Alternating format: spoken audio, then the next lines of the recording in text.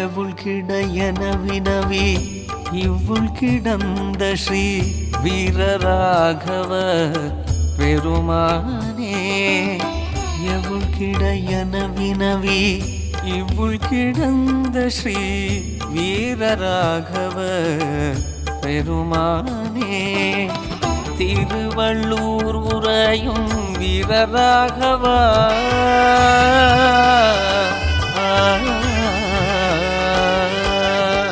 திருவள்ளூர் உரையும் வீரராகவா திருவடி சரணடைந்தேன் சேது மாதவானின் திருவடி சரணடைந்தேன் சேது மாதவா.